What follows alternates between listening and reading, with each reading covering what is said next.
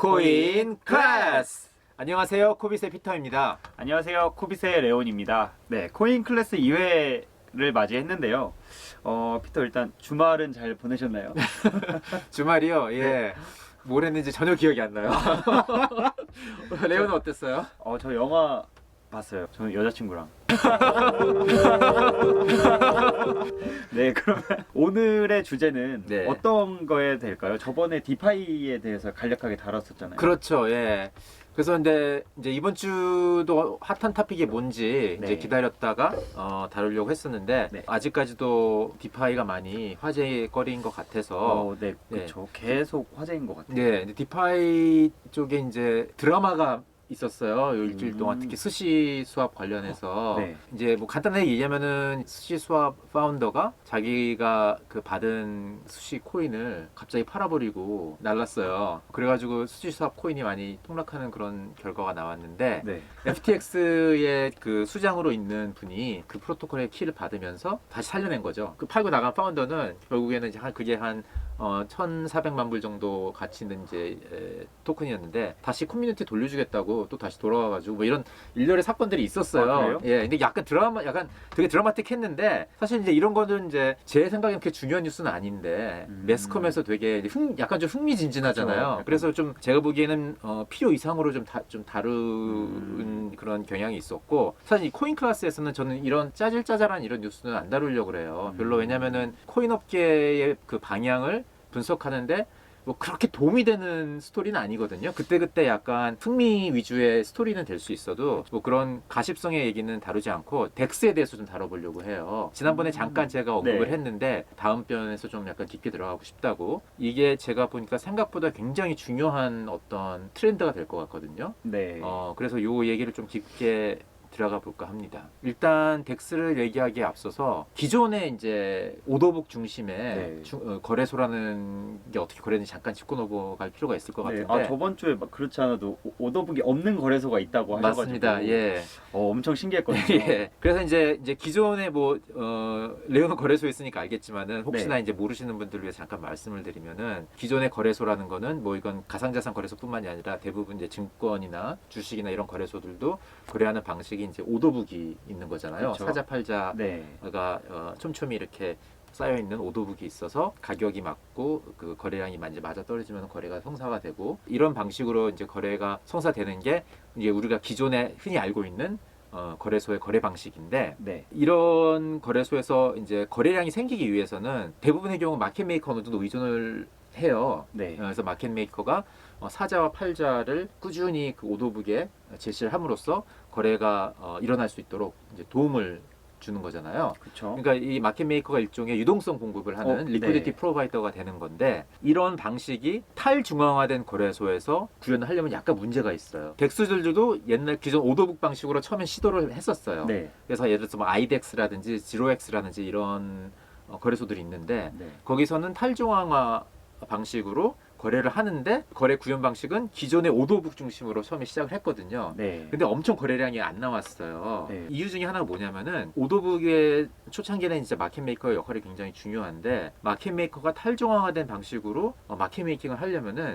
오더 캔슬레이션이랑 크리에이션을 계속 반복을 네. 해야 되는데 엄청 빨리 돼야 되잖아요. 그쵸, 예. 그거를 체인상에서 하려면은 너무 비효율적인 거예요. 네트워크 피도 굉장히 많이 나오고 네. 그렇기 때문에 마켓 메이커들이 굉장히 그 인센티브가 별로 없었던 거죠. 열심히 거기서 마켓 메이킹을 하려는. 네, 오히려 손해가 났을 수도 있을 것 같아요. 그렇습니다. 예. 그래서 마켓 메이커들이 거의 활동을 안 하는 상태에 오더북 중심의 덱스들이 거의 방치되다시피 있었고 그런 어떤 문제점을 해결하고자 해서 여러 아이디어가 나왔는데 이제 그 중에 하나가 비탈릭이 2016년에 레딧에다가 어떤 글을 썼어요. 그래서 그때 비탈릭이 어떤 글을 썼냐면은 덱스에서의 거래량이 없는 문제를 해결하기 위해서 오더북 중심의 거래소가 아니고 유동성 풀을 사용한 거래 방식을 이제 제안을 한 거죠. 유동성 풀을 사용한 거래 방식이라는 게 뭐냐면은 소위 말하는 그 프리딕션 마켓이라고 뭐 한국말로 하면 예측 시장 뭐 이렇게 얘기할 수가 있는데 거기서 어떤 가격을 결정하는 방식에서 아이디어를 얻은 거예요. 뭐 짧게 얘기를 하면은 흔히 프리딕션 마켓에서 많이 사용되는 예 중에 하나가 그 미국에서 대통령 선거가 있는데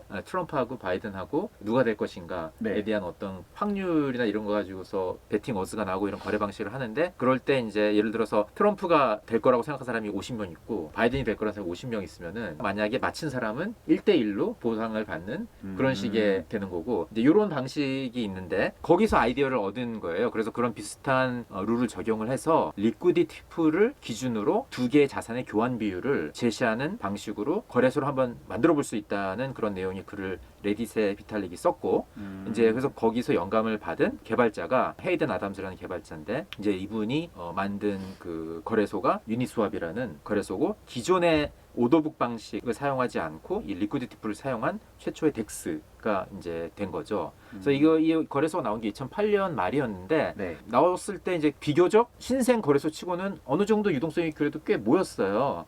그래서 잠시나마 이제 화제가 됐다가 이제 좀 지나고 나서 이제 잊혀졌는데, 이제 6월달 디파이가 폭발적으로 인기를 얻으면서 갑자기 이 거래소의 이 거래 방식이 디파이에서 이자 농사를 할 때 네. 아주 굉장히 중요한 역할을 하게 되면서 유동성이 폭발적으로 이제 늘어나게 된 거죠. 그래서 그 부분을 제가 좀 더 이제 네. 깊게 들어가 설명을 해드리고 싶은데, 네.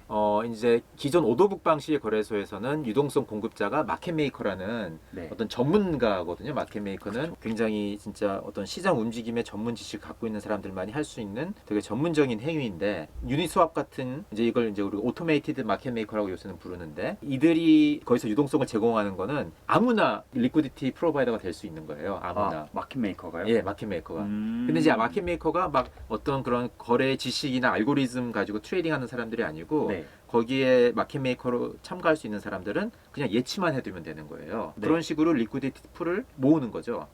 그래서 이제 기본적으로 우리가 전에 얘기했던 그 디파이 플랫폼에서 누군가가 와서 자산을 예치하는 것처럼 유니스왑 같은 데는 와서 사람들이 자산을 일정 비율로 예치만 하면 돼요.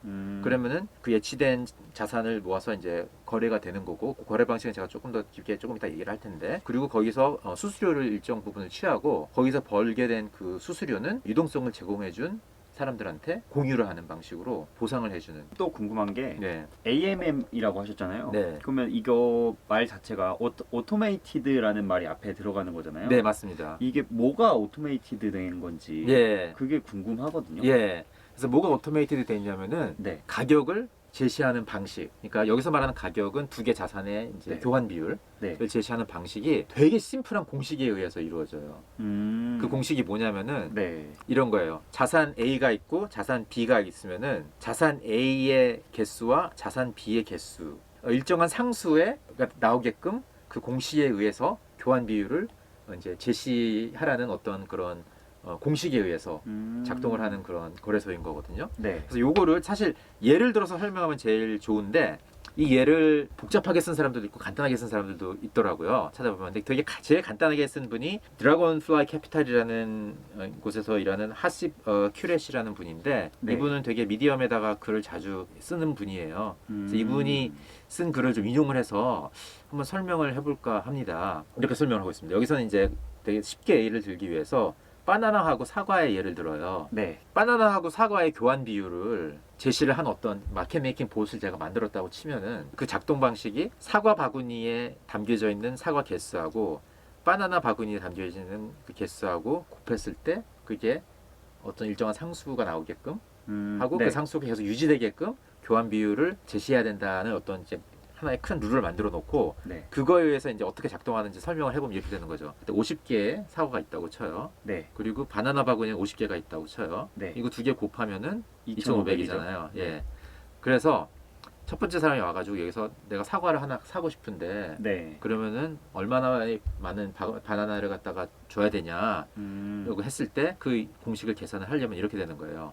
49 곱하기 변수가 하나 변수가 들어가고, 그리고 이게 2,500이 되고, 이걸 곱했을 때 방정식을 그쵸, 방정식이 나오게 되죠. 네. 예. 그래서 그 숫자가 계산을 하면은 51.02 51.02가 되는 거예요. 아. 그렇게 됐을 경우에 그러면은 사과 하나를 사기 위해서 바나나를 1.02가 필요한 거잖아요. 거기서 이제 이 교환 비율이 나오는 거죠. 1.0이라는 게. 그래서 이런 방식으로 유니스왑이라는 거래소가 작동이 되고, 그 후에 나온 유니스왑을 모방한 다른 거래소들도 다 기본적으로 이 공식을 따르고 있거든요. 아, 그럼 여기서는 네. 사과랑 바나나 개수를 예. 채워주는 게 마켓 메이커의 역할인 건가요? 맞습니다. 예. 이 마켓 메이커는 기존의 오더북일 경우에는 특정한 사람들만 할 수 있었던 게 네. AMM에서는 아무나 할 수 있는 거예요. 거기 공개되어 있는 거예요. 그래서 모든 사람이 거기 와서 그 자산만 갖고 있으면은 거기다 예치를 하면은 누구나 마켓 메이커가 될 수 있는 거고 그에 대한 보상을 수수료의 일부를 취함으로써 보상을 받는 거죠. 코인 좀 공부하시다 보면은 특히 이 부분을 공부하시다 보면은 자주 듣는 단어가 impermanent loss라는 단어인데 하나의 내가 예치한 자산이 언더프라이스 돼가지고 좀 딴 데에 비해서 싼 비율로 팔므로 인해서 생기는 그런 로스를 이제 impermanent loss라고 하거든요. 네. 이제 그런 로스가 생기게 되는데 아까 말한 그 커미션으로 벌리는 프로토콜에 쌓이는 매출에서 빼야 되는 비용이 되는 거죠. 그래서 그 남은 것들이 유동성을 제공한 사람들한테 어떤 보상으로서 들어가게끔 그렇게 작동을 하는 게 AMM의 기본적인 모델입니다. 이제 이 유니스왑은 이렇게 이런 모델을 제시를 해가지고 상당히 성공을 좀 이루었고요. 그러니까 약간 덱스의 선구자 같은 그쵸? 느낌인가요? 예, 덱스의 선구자 같은 거 이런 느낌입니다. 그랬더니 이제 이 모델을 조금 더 이제 향상시켜가지고 또 이제 비슷한 거래소들이 생기기 시작했거든요. 네. 그 중에 하나 재밌는 게 커브라는 거래소예요. 네. 커브 같은 경우는 이제 아까 말씀드린 임퍼먼트 로스의 리스크를 최소화하기 위해서 특정 페어에 특화한 어떤 그런 거래소인데 예를 들어서 스테이블 코인끼리의 교환이나 아니면 같은 자산을 랩핑한 WBTC나 뭐 TBTC, BTC를 랩핑한 코인들끼리만 한다든지 이런 식으로 이제 운영이 되고 있습니다. 그러면 예. 유니스왑의 예. 그 유동성을 제공하는 사람들은 네. 지금 현재 뭐 이득이 많이 되는 건지 아니면 손해를 보고 있는지. 네. 그렇죠. 이제 아까 제가 말씀드린 게 그 수수료 수입은 있지만은 네. 그것이 이제 인퍼먼트 로스에 의해서 상쇄된다는 얘기를 했는데 지금은 이제 유니스왑이 굉장히 커져서 거래량이 굉장히 많기 때문에 그 임퍼먼트 로스가 거의 없군. 있는데 그거를 옵세트 시키고도 충분히 남을 만큼 매출이 나오고 있어요. 그래서 네. 유니스왑의 풀에 참가를 한 사람들은 어느 정도 지금 보상을 받고 있는 상황이고요. 사실 기존의 오더북 기반에 있었던 거래소들과는 좀 완전히 다른 개념인데 네. 이게 중요하다라고 뭐 이것 때문에 중요하다 아니면 예. 이것 때문에 뭐 앞으로 도태를 될 거다 뭐 이런 예. 식의 의견이나 이런 거를 주시면은 네. 감사하겠습니다. 예. 그게 이제 제가 이거를 다루기로 한 이유 중에 하나가 네. 이 AMM이라는 게 이제 앞으로 디파이의 발전에서 굉장히 중요한 축을 형성할 거라는 생각이 들어서인데 그런 생각이 드는 이유가 크게 세 가지가 있어요. 하나는 네. 이제 말씀드렸듯이 기존의 오더북 중심의 거래소의 그 틀을 깨는 방식으로 이제 거래를 하기 때문에 네. 엄청난 솔루션을 제공해주고 있어요. 블록체인 업계에서 갖고 있었던 문제 중에 하나가 뭐냐면은 네. 신생 프로젝트들이 코인이나 토큰을 발행을 해서 유동성이 어느 정도 있어야지 발전을 할 수가 있는데 그렇죠. 네. 그 초기 유동성 확보가 굉장히 어려웠어요. 특히 신생 프로젝트들은 엄청난 VC나 이런 데서 펀딩을 받은 프로젝트가 아닌 이상에는 초창기 유동성 확보하기가 굉장히 어려웠거든요. 네. 그래서 그것 때문에 실제로 페일하는 그런 문 닫는 그런 프로젝트들도 꽤 많이 있었단 말이죠.